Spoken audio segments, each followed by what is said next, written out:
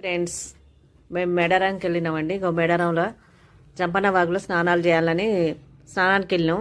అది పుణ్యస్నానం కదండి. పుణ్యస్నానాలకు వెళ్తాం ఎప్పుడైనా. ప్రతి సంవత్సరం ప్రతి 2 ఏళ్ళకు ఒకసారి జాతర చేస్తారు కదా, అందుకోసం స్నానాలు చేసి మేము గద్దెల కాడికి దర్శనానికి వెళ్తాం. స్నానం చేయండి మాత్రం అసలు దర్శనానికే వెళ్ళాం.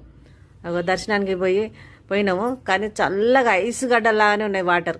ఎంత చల్లగా ఉంటుంది, స్నానాలు చేయాల్సిందని స్నానాలు చేసేసినాం. మళ్ళీ అక్కడ వాగులో చాలాసేపు ఎంజాయ్గా ఆడుకున్నాం. ఆడుకొని బయటకు వచ్చేసి పంపుల కింద స్నానాలు చేసినామండి. స్నానాలు చేసి ఇక మేము మేడారం గద్దెల దగ్గరికి మంచిగా రెడీ అయ్యి మొక్కులు పట్టుకొని బంగారం పట్టుకొని వెళ్తామండి. ఇక అక్కడ గట్టు మీద సమ్మక్క సారక్కలాగా గద్దెలు పెట్టిళ్ళండి.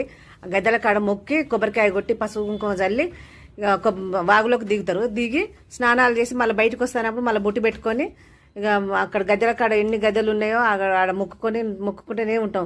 కానీ మా గద్దెలు చూస్తా అంటే చాలా బాగా అనిపిస్తున్నాయి. అసలు ఎంత బాగా పెట్టిళ్ళండి అక్కడ, బాగా బాగా అనిపిస్తుంది. ప్రతి అడుగున గద్దెలు పెట్టిళ్ళండి. అక్కడ ఒక బుట్టలు కూడా పెట్టిళ్ళు, డబ్బులు వేయడానికి కానుకలు వేస్తారు కదా భక్తులు.